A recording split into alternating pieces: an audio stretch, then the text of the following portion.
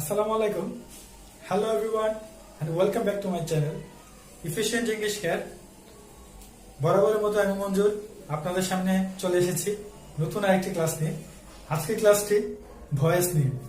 আমি আমার প্রথম ক্লাসে ভয়েসের বেসিক কিছু বিষয় নিয়ে আলোচনা করার চেষ্টা করেছি। যারা আমার প্রথম ক্লাসটি মিস করেছেন তারা অবশ্যই আমার প্রথম ক্লাসটি দেখে নেবেন। আজকে আমি ভয়েসের দ্বিতীয় ক্লাসটি শুরু করতে যাচ্ছি। আজকে আমি ভয়েস সম্পর্কে আরো কিছু গুরুত্বপূর্ণ রুলস নিয়ে আলোচনা করব। আপনারা শেষ পর্যন্ত ক্লাসটি দেখবেন। সো ডিয়ার ভিউয়ার্স, চলুন আমরা আমাদের ক্লাসটি শুরু করি।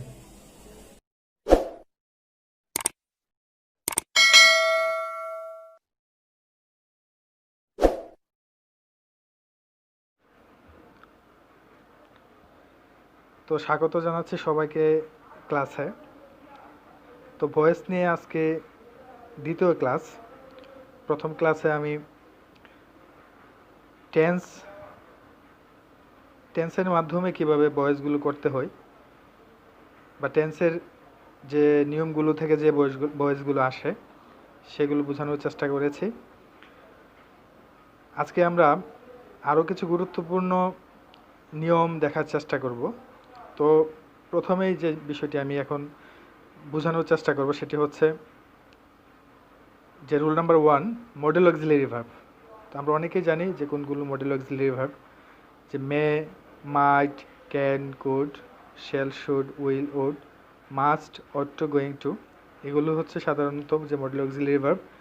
তো অ্যাক্টিভ ভয়েসে যদি মডেল অক্সিলারি ভার্ব দিয়ে কোনো সেন্টেন্স থাকে সেগুলো কিভাবে আমরা প্যাসিভ ভয়েস করব তা এখন শিখে নিব।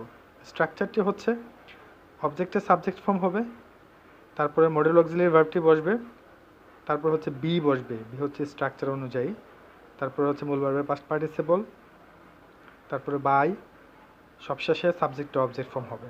আমরা এক্সাম্পল দেখে নেই। শি মাস্ট ডু ইট, এখানে মডেল অক্সিলারি ভার্ব হচ্ছে মাস্ট, অবজেক্ট হচ্ছে ইট, ইট সাবজেক্ট হবে, ইট মাস্ট বসবে স্ট্রাকচার অনুযায়ী, তারপরে বি বসবে, মূল ভার্ব হচ্ছে এখানে ডু এর পাস্ট পার্টিসিপল হচ্ছে ডান, তারপর স্ট্রাকচার অনুযায়ী বাই, শি এর অবজেক্ট ফর্ম হচ্ছে her. Number 2, we should respect our teacher.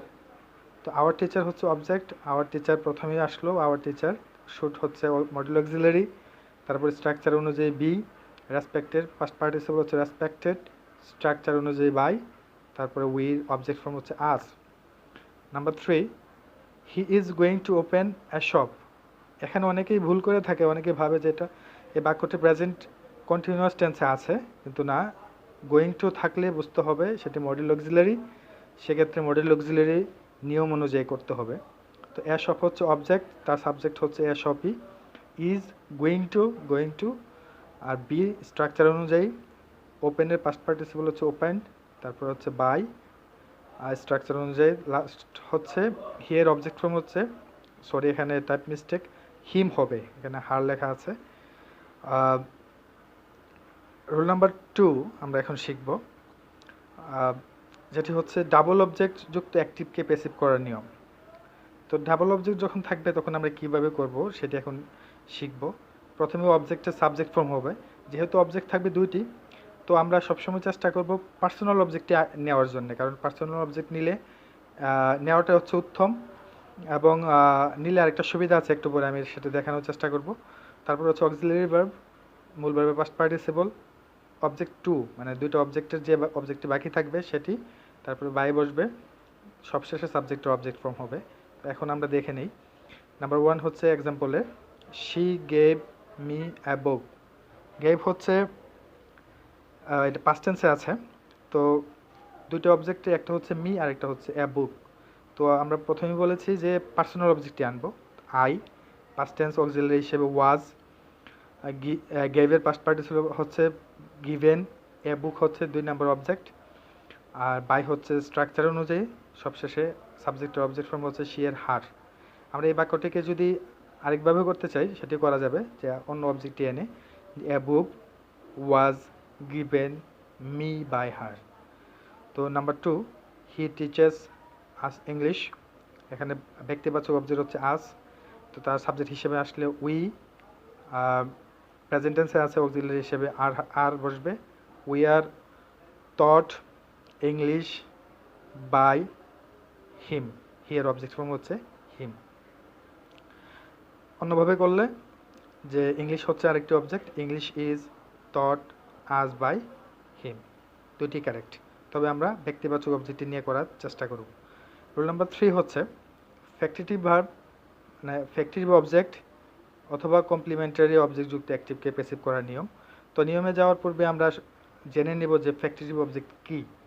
Select, elect, nominate, make, call, name, choose ইত্যাদি ট্রানজিটিভ ভার্বগুলোর অবজেক্ট থাকা সত্ত্বেও সম্পূর্ণ অর্থ প্রকাশ করতে পারে না। পরিপূর্ণ অর্থ প্রকাশ করার জন্য অতিরিক্ত অবজেক্ট আনতে হয়। এই অতিরিক্ত অবজেক্টকে ফ্যাক্টিটিভ অবজেক্ট বলে। তো আর এই যে ভার্বগুলো আমরা দেখতে পাচ্ছি, এই ভার্বগুলোকে বলা হয় ফ্যাক্টিটিভ ভার্ব। তার মানে সাধারণভাবে বললে ফ্যাক্টিটিভ ভার্বের পরে যে অবজেক্ট বসবে সেটি হচ্ছে ফ্যাক্টিটিভ অবজেক্ট। তাহলে স্ট্রাকচারটি হচ্ছে যে নামবাচক অবজেক্টের সাবজেক্ট ফর্ম, তার মানে বস্তুবাচকটি আসবে না, এখানে নামবাচকটি আসবে। তারপর অক্সিলিয়ারি ভার্ব, মূল ভার্বের পাস্ট পার্টিসিপল প্লাস সাবজেক্টের অবজেক্ট ফর্ম। আমরা এক্সাম্পল দেখে নিই। ওই ইলেক্টেড হিম ক্যাপ্টেন, এখানে ফ্যাক্টিটিভ ভার্বটা হচ্ছে ইলেক্ট, হিম হচ্ছে নামবাচক ব্যক্তিবাচক অবজেক্ট, ক্যাপ্টেনও কিন্তু একটি অবজেক্ট, এটা হচ্ছে ফ্যাক্টিটিভ অবজেক্ট। তো সেক্ষেত্রে আমরা এখানে অবশ্যই কী আনতে হবে, ব্যক্তিবাচকটি, নামবাচক যে অবজেক্টটি দেবে সেটি। তো আমি ডাবল অবজেক্টে যে রুলটা বলেছিলাম যে আমরা সবসময় ব্যক্তিবাচক বা নামবাচক অবজেক্টটি আনার চেষ্টা করব, কারণ সেটাই আনলে এখানে দুইটি কাজ আমাদের ভুল হওয়ার সম্ভাবনা কম থাকবে। এই রুলটিতেও সেম অ্যাপ্লাইটি হবে। তো যেহেতু পাস্ট টেন্সে আছে, হিমের সাবজেক্ট হচ্ছে he, past tense was auxiliary verb, elected আছে ক্যাপ্টেন, তারপরে স্ট্রাকচার অনুযায়ী বাই, উইর অবজেক্ট ফর্ম হচ্ছে আস।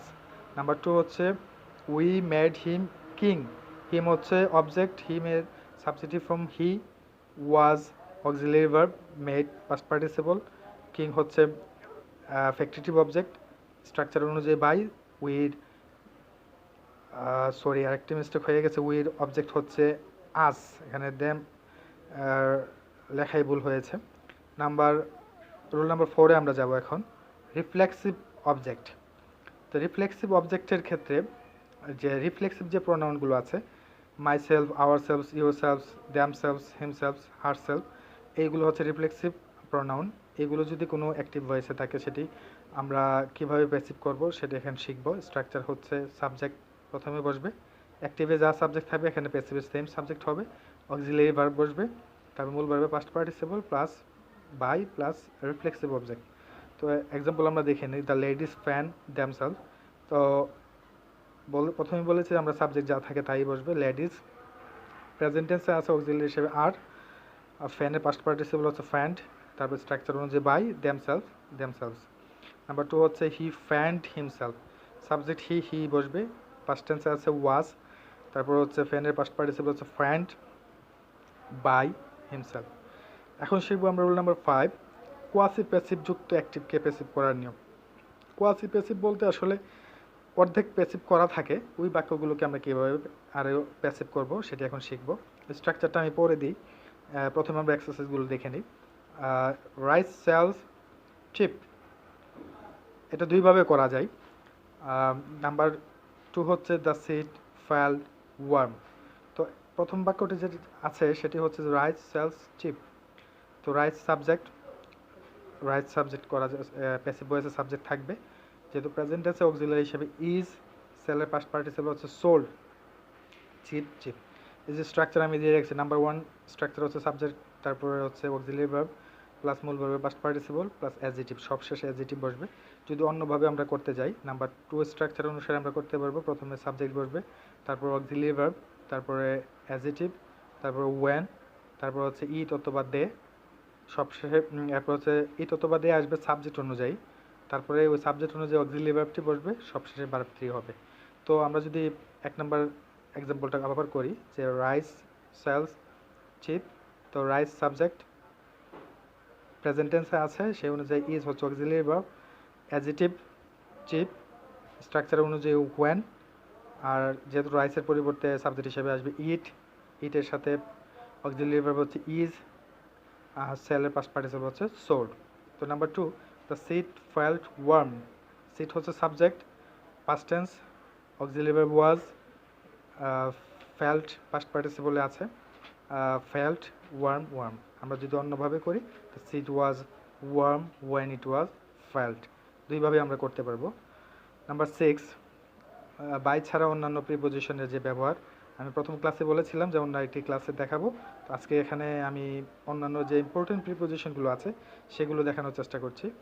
তো প্রিপোজিশনগুলো হচ্ছে annoy, charm, displease, dissatisfy, marvel, please, shock, stun, surprise.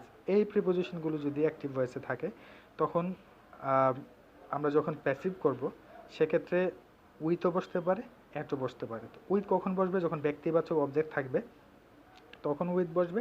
আর যদি ব্যক্তিবাচক না থাকে, কোনো আচরণ বোঝায়, কোনো আচরণ বলতে কন্ডাক্ট, কর্ম, যদি কোনো ওয়ার্ক বোঝায়, গুণ যেমন বিউটি, কোনো কিছু বোঝায়, কোনো বিষয় বা ঘটনা বোঝাতে, তখন আমরা অ্যাটের ব্যবহার করব।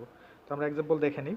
হি প্লিজেস আস, আস হচ্ছে অবজেক্ট, উই, আসের সাবজেক্ট ফর্ম হচ্ছে উই, প্রেজেন্ট টেন্সে অক্সিলারি হিসেবে আর, প্লিজ, প্লিজ পাস্ট পার্টিসিপল হচ্ছে প্লিজড উইথ হিম, কারণ হিম হচ্ছে ব্যক্তিবাচক, সে কারণে হচ্ছে উইথ বসছে এখানে। আর নাম্বার 2 হচ্ছে হিজ বিহেভিয়ার সারপ্রাইজড মি, তো মি হচ্ছে অবজেক্ট ফর্ম, আই হচ্ছে সাবজেক্টিভ ফর্ম। পাস্ট টেন্সে আছে ওয়াজ, সারপ্রাইজের past participle surprised at his behaviour, কারণ এখানে তার আচরণকে বোঝানো হয়েছে, তো ব্যক্তিবাচক না। আমি বলেছি যে আচরণ বোঝালে অ্যাট হবে।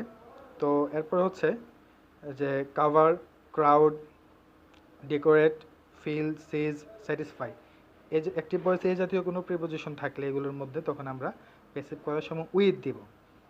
তো এক্সাম্পল দেখে নেই। Smoke fills the room, the room হচ্ছে অবজেক্ট, দ্য রুম প্রেজেন্ট টেন্সে আছে ইজ, ফিলে পাস্ট পার্টিসিপল হচ্ছে ফিল্ড, বাই বসে নেই, সেখানে কি বসছে? উইথ বসছে, with smoke. Panic seized me, me object, I subject form, past টেন্সে আছে ওয়াজ সিজড, এখানে বাই বসে নেই, কি বসছে? With panic. এখন আমরা দেখব যে আরও একটা অংশ, সেটা হচ্ছে যে কন্টেইন, এমবডি, ইনক্লুড ইত্যাদি প্রিপোজিশন যদি অ্যাক্টিভ ভয়েসে থাকে তখন প্যাসিভ ভয়েস করার সময় ইন দিতে হবে। Example, my teacher embodies all the good qualities, তো অল দ্য গুড কোয়ালিটিস হচ্ছে অবজেক্ট, আমরা সাবজেক্ট হিসেবে বসালাম, যেহেতু অবজেক্টটি হচ্ছে প্লুরাল, অক্সিলারি ভার্ব হিসেবে আর, এমবডি হচ্ছে মূল ভার্ব, এমবডিড ইন, যেহেতু এমবডির সাথে ইন বসে, embodied in my teacher. The parcel contains important materials, important materials হচ্ছে সাবজেক্ট, অবজেক্ট আছে এখানে সাবজেক্ট হবে, অক্সিলারি ভার্ব হচ্ছে, যেহেতু সাবজেক্ট প্লুরাল, অক্সিলারি ভার্ব হিসেবে আর, কন্টেন্টের পাস্ট পার্টিসিপল হচ্ছে কন্টেন্ট ইন দ্য পার্সেল। ঠিক আছে, আজকের ক্লাসটি এ পর্যন্তই। এখন থেকে প্রতি শুক্রবার আমার ইউটিউব চ্যানেলে এবং ফেসবুক পেজে একটি ক্লাস আপলোড দেওয়ার চেষ্টা করব। সো ডিয়ার ভিউয়ার্স, আজকের ক্লাসটি যদি আপনাদের ভালো লেগে থাকে, আরো নতুন নতুন ক্লাস পেতে আমার চ্যানেলটি সাবস্ক্রাইব করুন এবং পাশে থাকা বেল আইকনটি প্রেস করে দিন, যাতে করে নতুন আর কোনো ক্লাস আপনাদের মিস না হয়। সে পর্যন্ত সবাই ভালো থাকুন, সুস্থ থাকুন, নতুন কোনো ক্লাসে দেখা হবে। আল্লাহ হাফেজ।